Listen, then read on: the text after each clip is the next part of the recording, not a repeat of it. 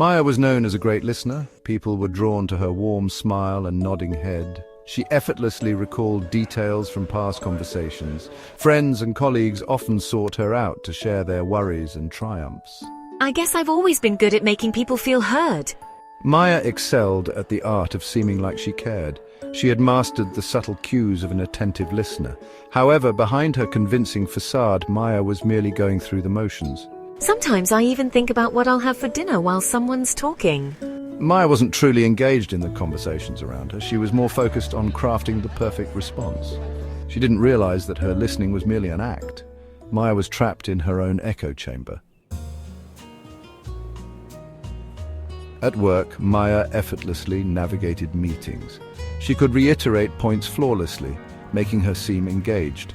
She asked all the right questions, but her mind was often elsewhere. I just need to look like I'm paying attention, right? Maya was more interested in appearing insightful than in understanding the perspectives of her colleagues. Outside of work, Maya's interactions followed a similar pattern. She was a master at steering conversations back to familiar territory. Oh, that reminds me of something that happened to me last week. Her friends, unaware of her internal dialogue, continued to confide in her. They appreciated her seemingly genuine interest. Maya, meanwhile, remained oblivious to the shallowness of these interactions.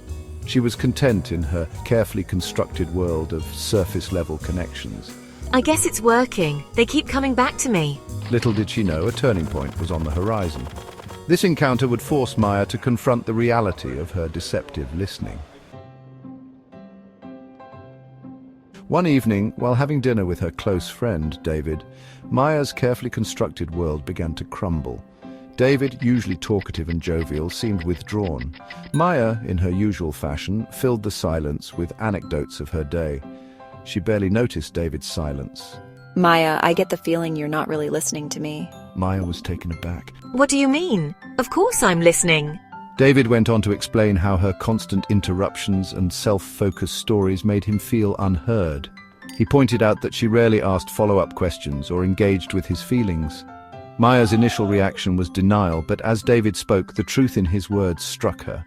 You never really engage with what I'm saying. She saw how her actions contradicted her carefully crafted persona of a good listener. Shame washed over Maya as she realized the depth of her deception. She had been so focused on appearing attentive that she had failed to truly be present for the people she cared about. The realization was a bitter pill to swallow, but Maya knew she couldn't ignore it. I can't let this continue. I need to change for David and for myself. She valued David's friendship too much to let it slip away. More importantly, she realized that she wanted to be a better listener, not just appear to be one. That night, Maya made a decision. She would break free from the echo chamber she had built around herself. She would embark on a journey to become a genuine listener, not just for David, but for everyone in her life, including herself. This won't be easy, but I'm ready to truly listen. This wouldn't be easy, Maya knew. It would require conscious effort and a willingness to change deeply ingrained habits. But for the first time, Maya felt a flicker of hope. She was ready to listen, truly listen, to the world around her.